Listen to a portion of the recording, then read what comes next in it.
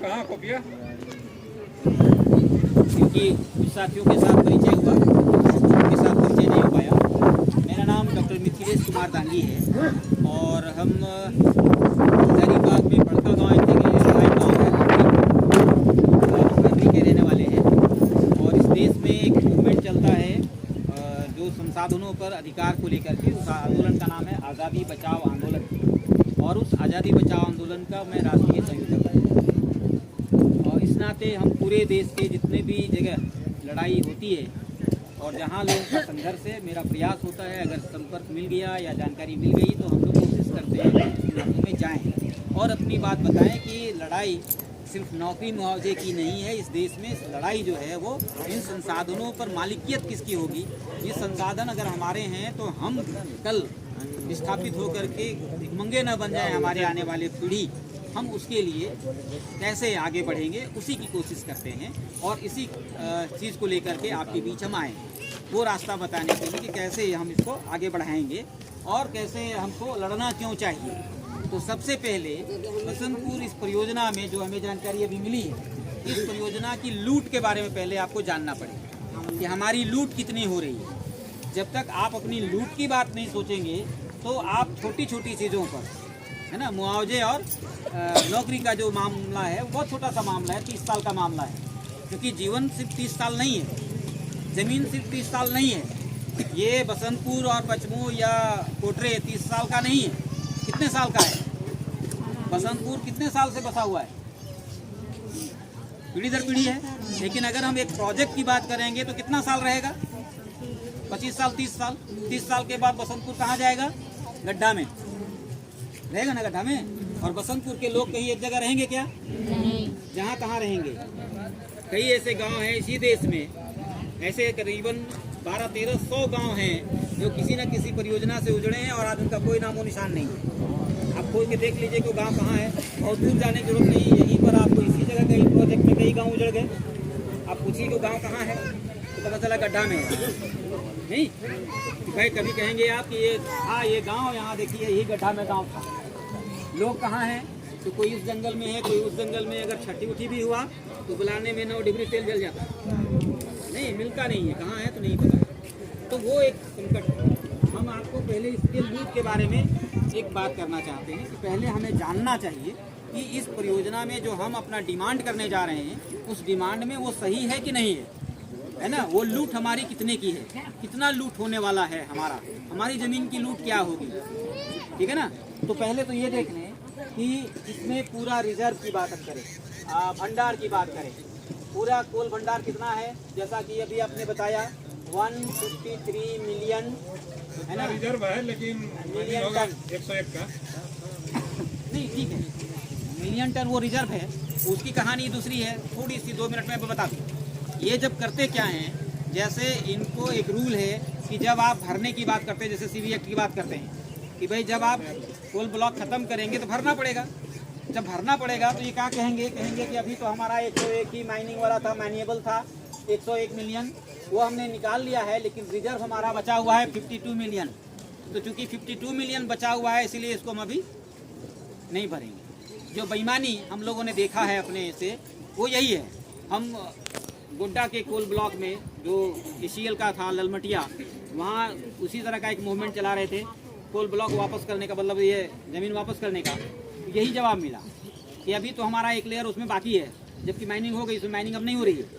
लेकिन जब रिटर्न करने की बात आई, जब ये लड़ाई बढ़ा, तो नहीं अभी तो हमारा रिजर्व में से बाकी है, देख लीजिए आप।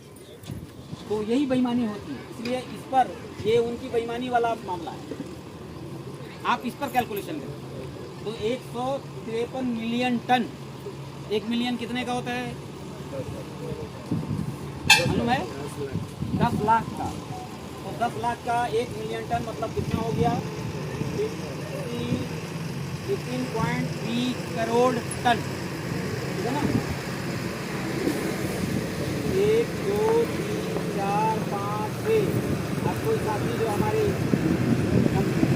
कहते हैं वो थोड़ा कैलकुलेशन करें, ठीक है ना। और जमीन कितनी जानी है? 2,500। तो इसको 2,500 आप 2 0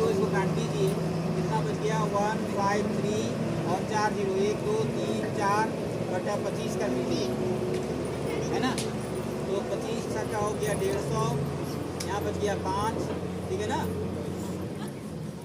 3 हुआ ना, तो एक 0 हुआ, 25 एक 25 हो गया, 5 50 61,200 देख लीजिए, मतलब उसको क्रॉस चेक करिए ना, मोबाइल में क्रॉस चेक करिए। 15340 डिवाइडेड बाय 25 देख लीजिए कितना आ रहा है।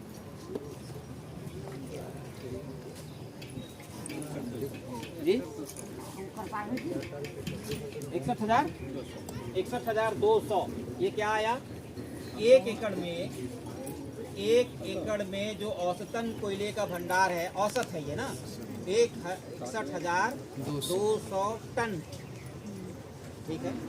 61,200 टन। बाजार वैल्यू क्या है, बाजार वैल्यू क्या है हमारा यहाँ का, 2,500। थोड़ा गुना करिए तो 61,000 बाजार मूल्य देखिए, बाजार मूल्य क्या है हमारा,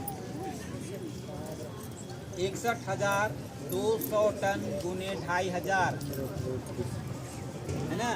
25 करेंगे तो यही आ जाएगा, 2 जीरो और लग जाएगा, 15 करोड़ 30 लाख, ठीक है ना। 15 करोड़, इतना करोड़ हम कर देते हैं, 15 करोड़ 30 लाख।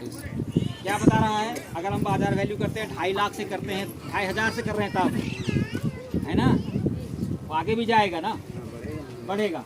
तो हम क्या कह रहे हैं, हम कह रहे हैं कि हमारे ज़मीन में औसतन है ये, इसमें फॉरेस्ट वगैरह सब है, फॉरेस्ट भी तो शामिल है ना इसमें, जबकि ये आंकड़ा हमको कहाँ करना चाहिए, सिर्फ हमको अपनी जो रेती और जो प्लॉट है उस पर करनी चाहिए, फॉरेस्ट तो आपको कुछ नहीं मिलना उससे, ठीक है ना। लेकिन हम ये कह रहे हैं कि हमारे ज़मीन में इतना का मामला है, तो जब फॉरेस्ट में उतना होगा तो मेरे ज़मीन में उतना ही है।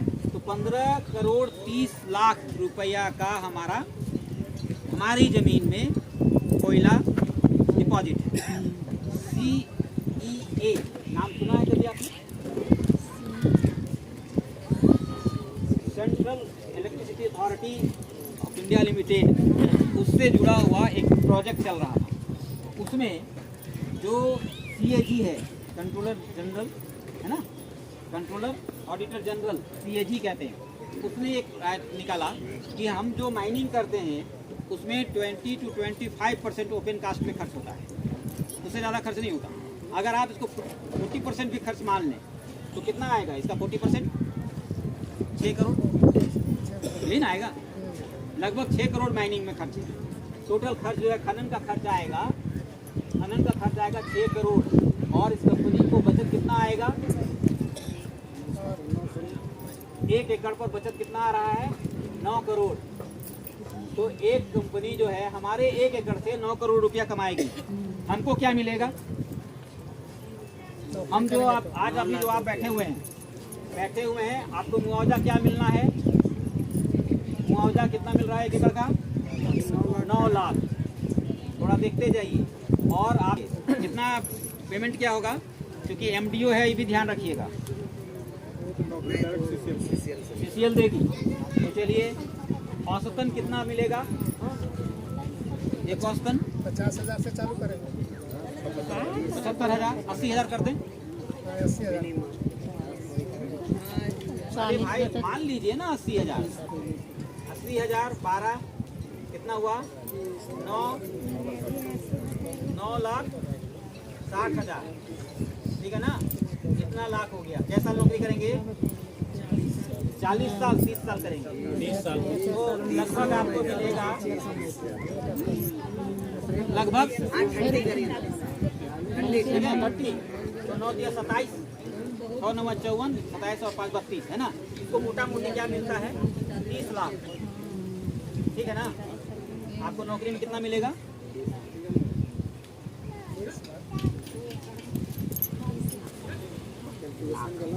हाँ कैलकुलेशन गलत है, 3 करोड़ आएगा, 12 8 96, ये 96 जो है 9 लाख, ये 96 लाख आएगा, 96 लाख आएगा और ये मोटा मोटी 3 करोड़ आएगा। 3 करोड़ आएगा। बचत कितने की है? जनता को अगर नौकरी मिल गया, लेकिन बचत तो ये 9 करोड़ 1 एकड़ का है। मिल कितना में रहा है? कितना हो गया? 18 करोड़ जो हमारी जमीन से कोयला निकलेगा उसमें हमको क्या मिलेगा? 3 करोड़। 30 साल नौकरी करेंगे और नौकरी मिल जाएगा आराम से तब हाजिरी पूरी करने के बाद ये इतना मिलेगा। हाँ, अगर ये पैसा आप नहीं बचाएंगे, ये खर्चा होते चला जाएगा तो कुछ नहीं बचेगा। तो ये एक लूट है। इस लूट को समझना होगा पहले कि हमारा जो है 15 दूनी 30 और 30 करोड़ 60 लाख के बदले हमको क्या मिलना है? 9 लाख। दुनिया है वो तो बातें मत करिए। यहाँ आप लड़ाई लड़ रहे हैं, 9 करोड़ की लड़ाई लड़ रहे हैं, तो 9 करोड़ मिलेगा और कंपनी को मिलेगा 18 करोड़ बचत होगा। अगर बचत ना करें, हम इसमें हक घटा दें 30 करोड़ में, 30 करोड़ ये में, तो कंपनी को अगर छोड़ दे कि नहीं हम तो खर्च नहीं आ रहा है, मतलब टोटल खर्चा है, क्योंकि वो जो खर्चा आएगा उसमें आप भी जॉब करेंगे, जो आपको जॉब देगा उसी खर्चा में ना कर देगा, इसी में देगा ना। माइनिंग का जो कॉस्ट है इसी में आएगा, तो वो तो उसमें आ गया, तो ये तो शुद्ध रूप से बचत होगी ना इसकी। ये बचत नहीं आएगी, उसमें मेहनत नहीं होगा, वो सीधा सीधा उसका बचत हो रहा है। तो पहले ये समझना है कि हमारी लूट कहाँ हो रही है, हमारी लूट कितने की हो रही है, और तब हम अगर ये मांग कर रहे हैं कि हमको जॉब दो, ठीक है ना, सीसीएल का जॉब दो, वो अपने आप में कितना उचित है। अभी सर एक चीज़ और पूछना चाहते हैं, जैसे अभी बताए कि 40% खर्च करता है, मैंने खनन करने में 40% रहा है, कोई रिपोर्ट आवे जो आप बताएं सीएजी का रिपोर्ट है। हाँ, उसमें जमीन का भी खर्चा तो ऐड होगा। सब ऐड है। तो जब ऐड है तो फिर इसको अलग से हम वो तो शुद्ध वो मुनाफा उसको हो गया ना। हाँ, तो यही तो कह रहे हैं हम, यही बात तो कहे आपको हाँ, कि ये खर्च है, टोटल खर्च है, हाँ, ये टोटल बचत है। वही तो 9 करोड़ बचत में जाएगा ना। 9 करोड़ जो है वो सीधा सीधा बचत है उसका, क्योंकि वो 6 करोड़ भी आपको देगा वो, क्या ग्रोस ये है, ठीक है ना। ये खुद एकदम शुद्ध रूप से बचत है। और जब हमको 2 एकड़ में देगा तो 9 दूनी 18 उसकी बचत होगी, ठीक है ना, और 18 से भी ज्यादा बच जाएगा, क्योंकि पैसा तो हमको इतने में दे रहा है ना। तो ये ह्यूज अमाउंट जो है वो उसका बचत में जाता है। हमारा ध्यान उधर नहीं जाता। क्यों नहीं जाता? हम अभी तक यही सोच के चलते हैं कि ये देश का विकास है और देश के विकास में हमारा भी कुछ आहुति लगना है। हम आहुति देने के लिए तैयार बैठे हैं और ये मान लेते हैं कि बस हमको नौकरी दे दीजिए हुजूर, हम जब मालिक थे हमको नौकर बना दें। आज अब जमीन के क्या है? मालिक है ना। उस जमीन पर कौन सा धान लगाना है सरकार से पूछते हैं जाके? क्यों नहीं पूछते? क्योंकि आपका जमीन है, आप अपना मर्जी से करते हैं। कल आप नौकर बनेंगे तो वही पूछेंगे कि वो बताएगा। तो हमको ये बताइए, नौकर बनना बढ़िया है कि मालिक? मालिक बनेंगे कैसे?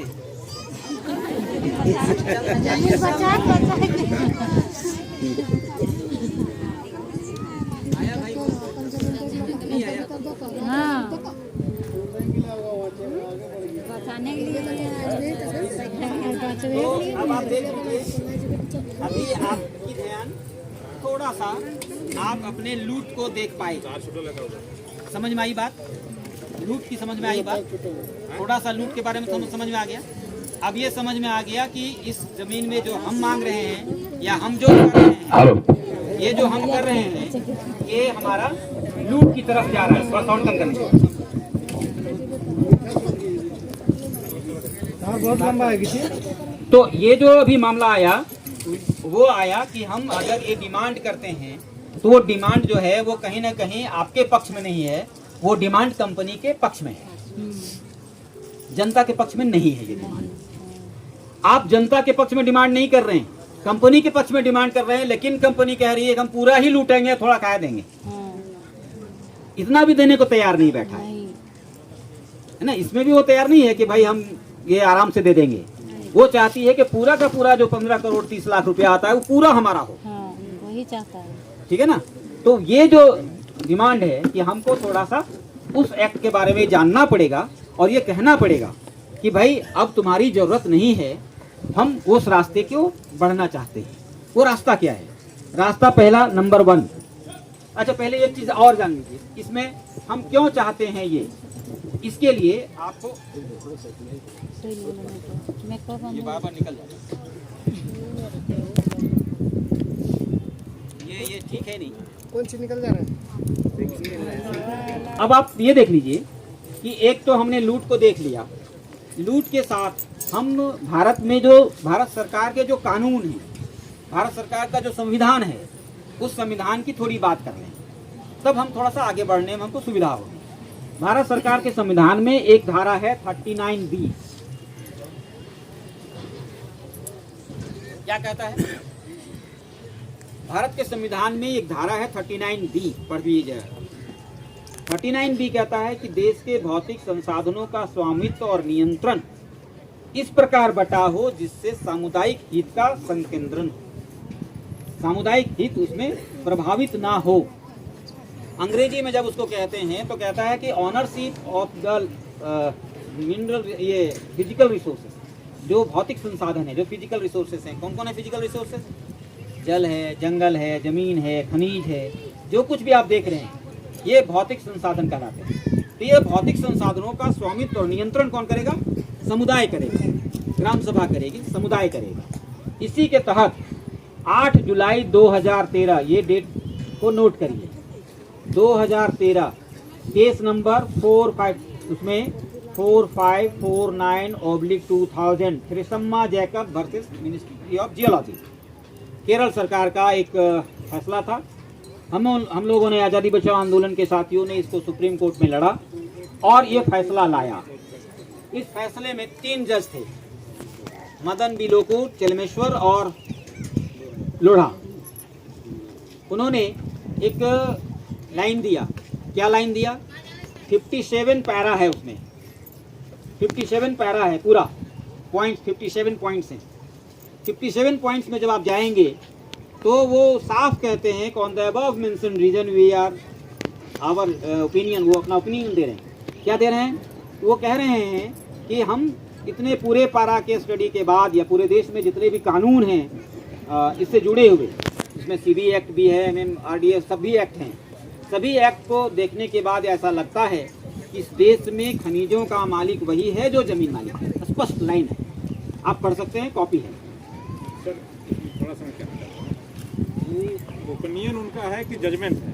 दोनों में अंतर होता है। ये हाँ ओपिनियन, ये ओपिनियन है। हाँ, ओपिनियन को मानना मजबूरी नहीं है। हाँ, ये यही तो बात है। जजमेंट हो तो उसको मानना मजबूरी। हाँ, ये ओपिनियन है, ये ओपिनियन है, क्योंकि ये ओपिनियन मांगा गया उनसे कि भाई क्या है आप। तो भारत के संविधान को देखते हुए, भारत के सभी एक्ट को देखते हुए ये उनका ओपिनियन है कि ये मालिक, जमीन मालिक ही होंगे, सरकारें नहीं है। सरकार किसी भी कानून में सरकार मालिक नहीं, ऐसा नहीं कहा गया, ये उनका मानना है। अब हम आपके बात, हाँ ठीक, अब हम आपकी बात पर आ रहे हैं। इस देश में जब जनता को सताने वाला कोई ओपिनियन आ जाए, जिसमें जनता को सताया जा सकता है, वो ओपिनियन रात में एक्ट बन जाता है। 1000 उदाहरण दे सकता हूँ।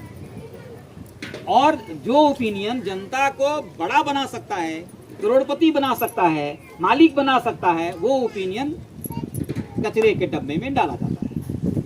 ठीक, मैं एक एग्जांपल दे रहा हूँ, सिंपल सा एक एग्जांपल। इस देश में एक ओपिनियन आया कि पहले जो था कि अगर कोई किसी से अपराध हो गया, गुस्से में हो सकता है, जानबूझ के हो सकता है, किसी भी तरीके से हो गया, अपराध में अगर उसको आजीवन कारावास हो गया, तो पहले आजीवन कारावास का मतलब क्या होता था?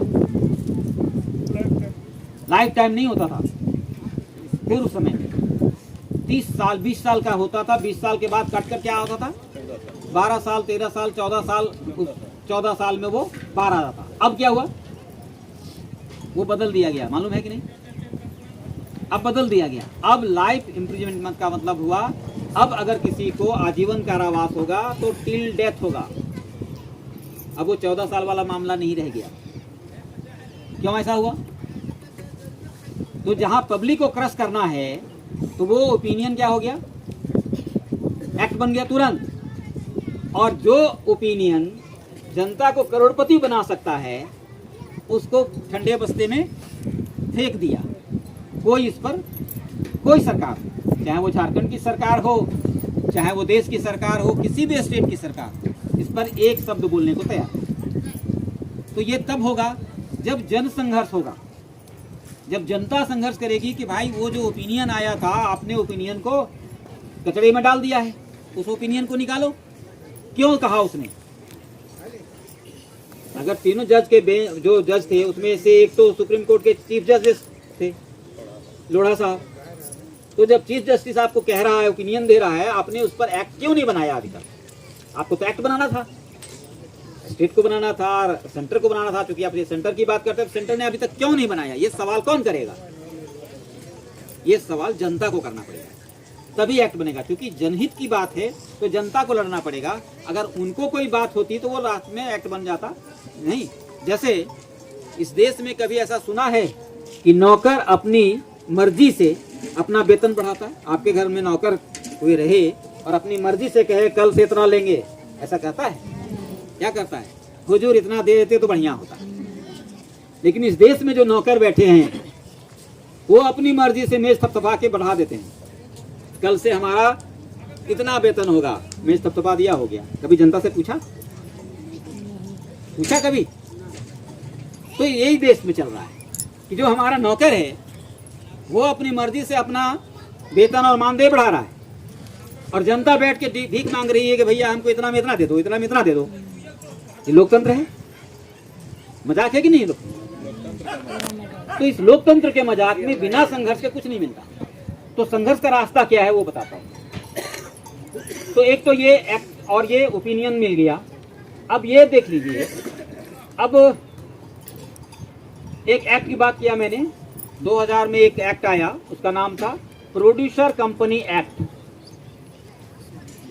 प्रोड्यूसर कंपनी एक्ट, ये नोट कर लीजिएगा, कंपनी एक्ट। इस एक्ट में दो तरह की बात थी, दो तरह के एक्ट चल रहे थे अभी। एक एक्ट था जो कंपनी एक्ट था 57 वाला, और दूसरा एक्ट था जो कोऑपरेटिव का था। ठीक है ना? इस काम करने के लिए कोऑपरेटिव एक्ट भी था। तो कंपनी एक्ट में आप कंपनी बना लेते हैं और आप मालिक बन जाते हैं, और कोऑपरेटिव एक्ट में क्या होता है, लोगों का कोऑपरेशन होता है, कोऑपरेटिव बनता है। लेकिन उसमें संकट क्या है कि कोऑपरेटिव में मैक्सिमम देखा गया है कि ऊपर से थोप दिए जाते हैं। अध्यक्ष कौन होंगे? जो जिलाधीश होंगे, डिस्ट्रिक्ट के कोई अधिकारी होंगे, या सीधे डीसी होंगे, या डीसी जिसको रिकमेंड कर देंगे। मतलब काम आप करेंगे, मालिक कौन बैठा है? डीसी। तो वो आपका रहेगा क्या? हर बात आपको डीसी से पूछना पड़ेगा। डीसी बोला चुप रहो अभी, तो आप शांत रहेंगे। तो बीच का एक एक्ट बनाया गया। इस एक्ट में क्या किया गया? इस एक्ट में काम करने का जो पूरा तरीका है वो रहेगा कोऑपरेटिव वाला, लेकिन मालिक ऊपर से नहीं थोपा जाएगा। तो कौन होगा मालिक? उसमें इक्वल शेयर होल्डर्स होंगे, और इक्वल शेयर होल्डर्स की तरफ से कुछ डायरेक्टर्स बनाए जाएंगे शेयर होल्डर्स की तरफ से।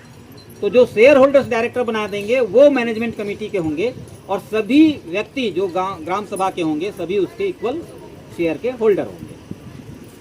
ठीक है? तो वो एक एक्ट बना, प्रोड्यूसर कंपनी एक्ट। तो ये प्रोड्यूसर कंपनी एक्ट के माध्यम से अगर हम जाते हैं बना करके और कहते हैं कि जैसे तुमने एमडीओ वहाँ बनाया, जैसे अभी आपने कहा कि भाई एक कंपनी आई जिसको कोई आइडिया नहीं था माइनिंग का, और उसको एमडीओ बना दिया, ये नाजायज है कि नहीं? माइनिंग का एबीसीडी आइडिया नहीं है और उसको आपने एमडीओ बना दिया। आप उसको चैलेंज कर सकते हैं कि भाई जैसे उसको आपने एमडीओ बनाया, पहले इस एमडीओ को रद्द करो, एमडीओ का रद्द करो, और ग्राम सभा को एमडीओ बनाओ। अब जब ग्राम सभा को एमडीओ बनाओगे तो क्या करना है और कैसे बनेगा और उससे क्या लाभ होंगे, जो हम लोगों ने एक फार्मूला बनाया है वो। लेकिन ये पेन आया क्या? हाँ आया है। इस पेन से काम नहीं चलेगा।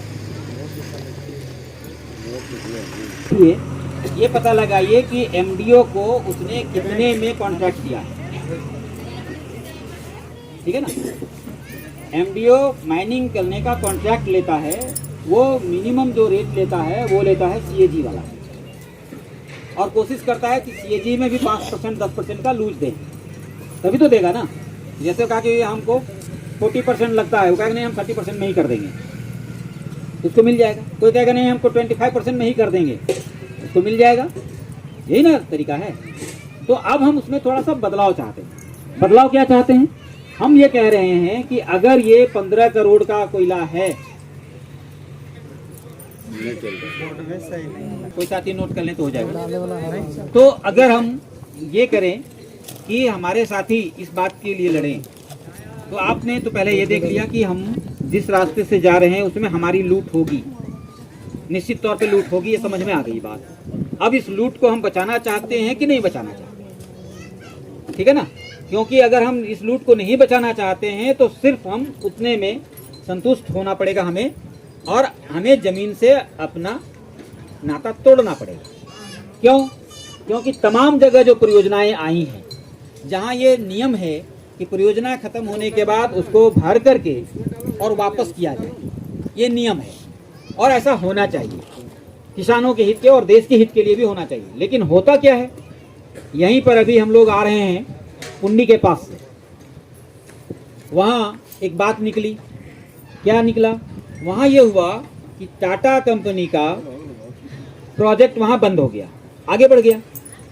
अब वहाँ आग लग गई है, शायद आप में से कोई गए होंगे, देखे होंगे, वहाँ आग लगी है और जमीन के नीचे नीचे अब जमीन फटना शुरू हो गया। वहाँ इधर आपने देखा है तो जाके एक बार देख लीजिए, जमीन अब फटना शुरू हो गया आग से। अब ये क्या हो रहा है कि जब उसको वापस करने की बात हो रही है कि पहले तो काम ये है कि भाई टाटा को उसको बुझाना है, आग लगी तुम्हारे कारण, तो बुझाएगा कौन? टाटा को बुझाना पड़ेगा ना, क्योंकि अगर वो आग वहां से बढ़ा आगे तो पुंडी गांव में वो आग प्रवेश करेगा और ये दूसरा झरिया बनेगा, ये भी एक डर है। अब वहां पर जब ये लोग कह रहे हैं कि वापस करो, तो कहता है कि नहीं नहीं हम वापस नहीं करेंगे। क्यों नहीं वापस करेंगे?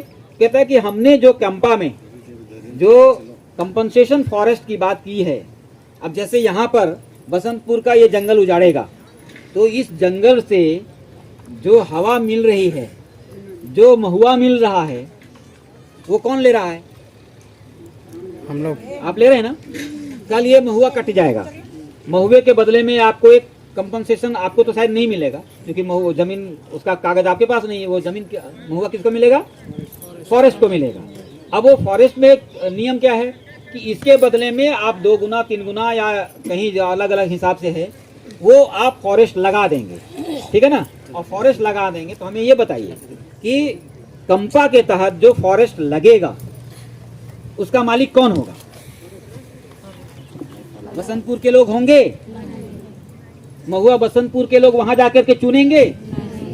जो ऑक्सीजन की हानि यहाँ होगी वो सांस लेने के लिए तेलंगाना कौन कौन जाएंगे? हा? जब तेलंगाना में फॉरेस्ट लगेगा, यहाँ पर पूरा पेड़ कटेगा तो हवा की कमी होगी कि नहीं होगी? हवा दूषित होगा कि नहीं होगा? तो सांस लेने के लिए आप कहाँ जाएंगे? बसंतपुर के लोग जब यहाँ, क्योंकि आपका जंगल तो वहां लगा दिया गया, तो करना क्या पड़ेगा? छुट्टी ले लेकर के वहां जाना पड़ेगा। करेंगे क्या? तो एक बेईमानी यहाँ है कि जंगल काटेंगे हम यहाँ का और दुनिया के किसी भी जगह पर लगा देंगे और ये मान के चलेंगे कि वहां से बहते हुए हवा आपके यहाँ तक आ जाएगी, है ना? ये अपने आप में अमानवीय है कि नहीं? क्या ये विकास का रास्ता सही होगा? और इस विकास में जो कंपनसेशन मिलेगा वो किसको मिलेगा? सिर्फ रैयत को, जो किसान है उसको, या जंगल को। इस जंगल में जितने पक्षी जो जा रहे थे, जो जीव रह रहे थे, जो पक्षी खा रहे थे जो फल, उनको कौन देगा? उसके बारे में कभी पूछा आपने? कभी सोचा आपने? कभी कंपनी ने सोचा?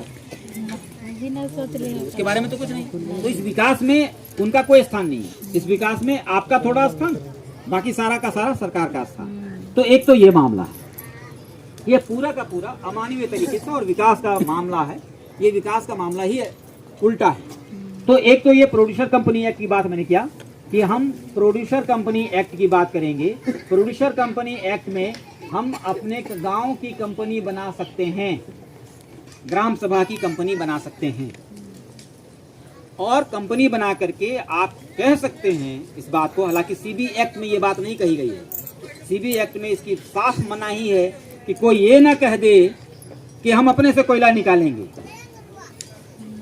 है ना? सीबी एक्ट में साफ लिखा हुआ है ये बात कि सीडी एक्ट में कहता है कि भाई कोई ये ना कह दे कि हम अपने से कोयला निकालेंगे। क्यों? मतलब ये देश को आपने कागज का बना दिया, तो भाई कागज निकालेगा ना। पीएमपीएल जो है वो तो कागज लेके आया है, और कागज को आपने दे दिया, उसको आइडिया भी नहीं है निकालने का, उसने किसी और को सटा लिया है अपने साथ, वो निकालेगा। अब हम ये कह रहे हैं कि भाई जब वो आया है तो हम भी किसी को सटा लेंगे ना। जब कागज ही चाहते हो तुम, तो ये कागज है तुम्हारे पास, तुम कंपनी पहचानते हो, आदमी नहीं, तो ये कंपनी करेगी। ग्राम सभा इसका डिमांड कर सकता है, एक लंबी लड़ाई लड़ सकता है। उससे क्या होगा फायदा, क्या होना चाहिए वो देख लीजिए। जैसे एक आंकड़ा है, उसमें हम लोग करते हैं कि हम लोगों ने मान लिया ये 2 भाग है, 2 भाग है। अब इसमें 15 करोड़ है, 15 करोड़ 15.3 है, 15 मानते हैं, तो 15 करोड़ है, 1 एकड़ की बात हम कर रहे हैं। तो ये इधर 60 और इधर 9, ये हुआ। ये जो हिस्सा है ये किस में जाएगा? खनन में जाएगा। ये हिस्सा कहाँ है? शुद्ध लाभ के रूप में जाएगा। इस लाभ में लगभग पता नहीं यहाँ कितना % पर दिया है, रॉयल्टी रेट तय किया होगा, किन्हीं को जानकारी है उसकी, कितने %? रॉयल्टी तो फिक्स है पूरा जानकारी नहीं, प्रोजेक्ट वाइज भी है। आप मेरी बात मानिए। कोयला में सर एक ही है। नहीं सर, प्रोजेक्ट वाइज भी है, मैं बताऊं आपको, आप थोड़ा सा और स्टडी कर लीजिए। हम जहाँ तक जानते हैं कोल इंडिया का पूरा एक है। हाँ, कोल इंडिया का एक है, बट प्रोजेक्ट वाइज भी है। चलिए कोल इंडिया का बता दीजिए आप, बेस उसी को हम ले लें। 18.48%। 18.48%। 14% रॉयल्टी है। हाँ, और शेष भी है। जितना रॉयल्टी है शेष तो अलग, जितना हाँ। रॉयल्टी है उसका 30% जाता है डीएमएफटी का, हाँ ठीक है, और उसका 0.2% जाता है सेस। ठीक है। तो टोटल हमारा 18.48। तो इसका 18% निकालिए, 15 का 18%। तो मान लीजिए 2, 15 दूनी 30, मान लीजिए 2% चला गया, 2 करोड़ चला गया। रफ आइडिया, रफ ले लीजिए ना, रफ लीजिए, लगभग 2 करोड़ जाएगा रॉयल्टी का। बचा कितना? 2 करोड़ 70 नहीं जाएगा, क्योंकि हम तो 18 से नीचे ही ऊपर ले रहे हैं ना, 20% ले रहे हैं, तो 3 करोड़ हो जाएगा। 15 ठीक है, 3 करोड़ मान लीजिए। कितना बचा यहाँ हमारा?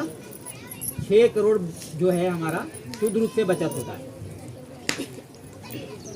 सरकार को क्या मतलब होती है?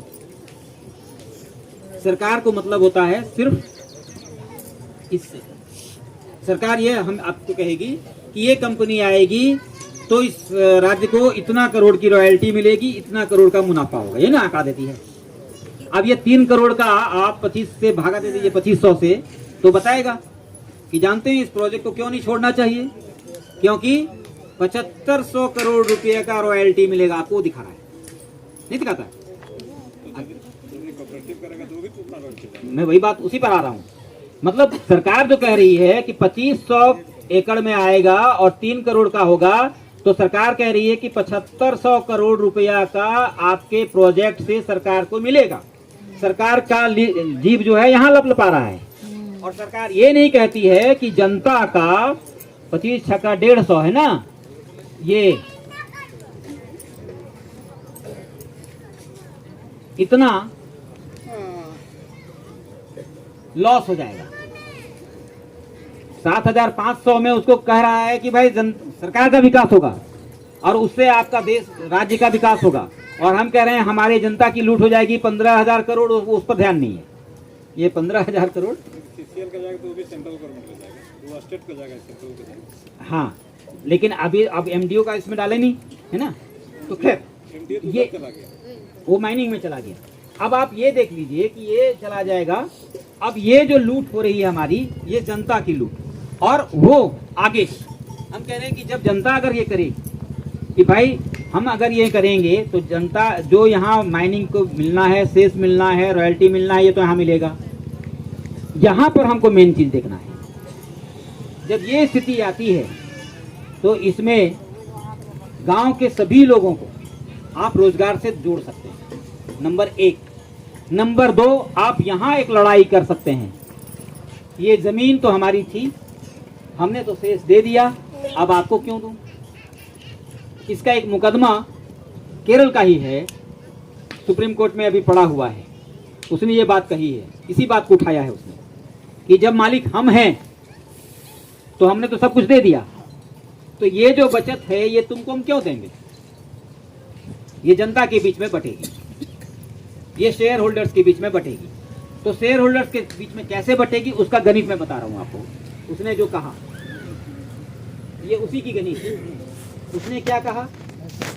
उसने कहा कि अगर 6 करोड़ रुपया है तो हम इसको 2-3 भागों में बांटते हैं। किस किस भाग में बांटते हैं? पहला भाग में बांटते हैं कि ग्राम सभा में जो विकास के काम हैं वो सामूहिक रूप से होगा।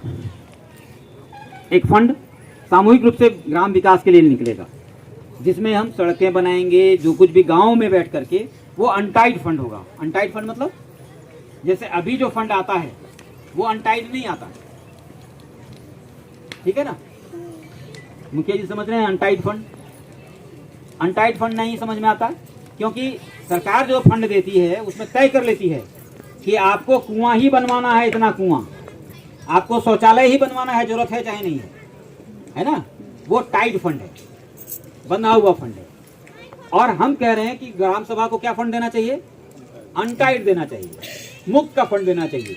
जैसे मान लीजिएगा अगर एक प्रोजेक्ट है, गांव है, उसमें 1 करोड़ रुपया आया है, 15 करोड़ का एक ब्लॉक, मान लीजिए 15 पंचायत है या 6 पंचायत है, जितना आया उसको सभी गांव में पंचायत में बांट दीजिए। अगर 1 करोड़ रुपया आया है तो गांव के लोग मिलकर तय करें कि यहाँ तालाब बनना चाहिए, हॉस्पिटल बनना चाहिए, गाय का शेड बनना चाहिए, शौचालय बनना चाहिए, स्कूल बनना चाहिए, क्या बनना चाहिए, गांव के जो लोग तय करें वो काम होना चाहिए।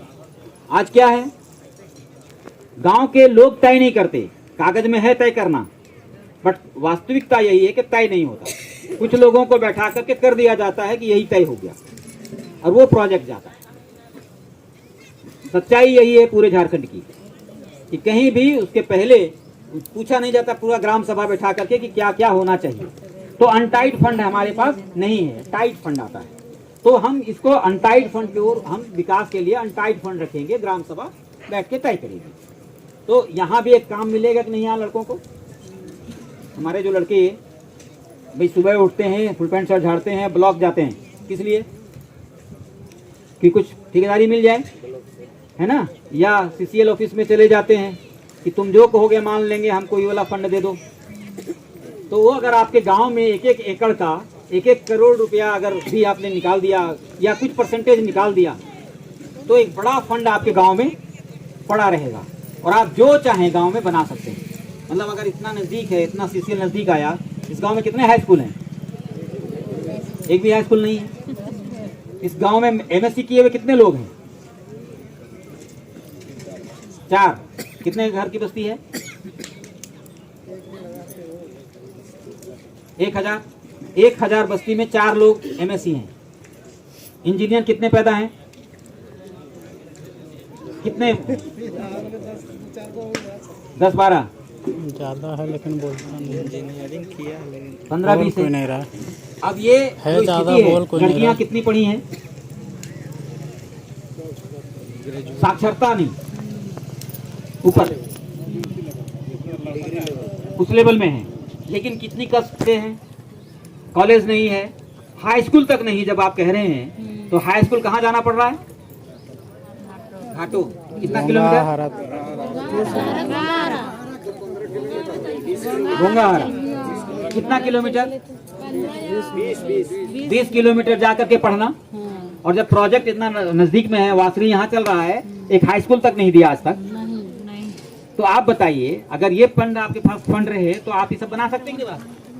मेडिकल कॉलेज बना सकते हैं, इंजीनियरिंग कॉलेज बना सकते हैं, नर्सिंग कॉलेज बना सकते हैं, बड़े कॉलेज बना सकते हैं, यूनिवर्सिटी बना सकते हैं। अगर आपके पास फंड आ गया तो कर सकते हैं ना ये विकास। तो जब वो आएगा तो बनेगा। दूसरा है कि फिर उसके बाद समान रूप से हिस्सेदारी, शेयर, आप गांव सभा इसमें तय करती है कि हम कितना को लाभांश घोषित करते हैं, कितना हमको इसमें चाहिए, और इक्वल शेयर में जैसे मान लीजिएगा अभी हमने कह दिया कि 6 करोड़ है, 1 एकड़ में हमने 5 करोड़ इसमें रख दिया, तो 5 करोड़ लोग, कितनी आबादी है हमारा? आबादी 5000 उस गांव में, तो 5000 आबादी होगी, तो 1 एकड़ में उसे भागा दे देंगे, तो जो हिस्सेदारी आई वो हिस्सेदारी सबको, क्योंकि उस गांव के निवासी हैं, इस लिहाज से उनको मिल जाए, है ना। और जब वापस करते हैं, जब माइनिंग हो जाती है, तो हम लोग प्रोजेक्ट वाइज माइनिंग करते हैं इस तरीके से, जो उनका मामला है। ए, बी, सी और डी कहते हैं क्या कि जब यहाँ पर माइनिंग करते हैं, इसका ओवरबर्डन निकाल के यहाँ रखते हैं, ओबी को, और माइनिंग करते हैं। फिर जब यहाँ करते हैं, इसको भी ओबी को यहाँ रखते हैं, और यहाँ पर हम एक जगह पर रखते हैं इसका, और फिर जब इसको माइनिंग करने लगते हैं इसका, तो इस ओबी को फिर से रिटर्न करते हैं इसमें फिर से, और पहले टॉप सॉइल को एक जगह रख देते हैं, फिर टॉप सॉइल को वापस करके वापस। नतीजा क्या होता है? माइनिंग तो हो गई, सरकार को धन भी मिल गया, विकास भी हो गया, और किसान को जमीन भी वापस मिल सकती है, अगर इस रास्ते से हम चलते हैं तो। नहीं तो फिर जो रास्ता चल रहा है उसमें हमारी लूट पक्की है। इतनी सी बात करनी है, बातें तो बहुत है, लेकिन आप लोग दिन भर से पड़े हैं, है ना, थक भी गए हैं, और लंबी बात भी हो जाएगी, तो आज इतना ही, ठीक है ना। सब कंपनी वाला बता दीजिए क्या हो, कैसे हो बनेगा। पहले तो उनकी तैयारी चाहिए ना, ठीक, ऐसे थोड़ी बनाओ। पहले आपकी तैयारी होगी कि आप लड़ाई की दिशा क्या तय करते हैं, जिस दिशा में तय करेंगे उस दिशा में क्या और आगे डिमांड में आएगा, तब आगे बात होगी, ठीक है ना। बहुत बहुत धन्यवाद।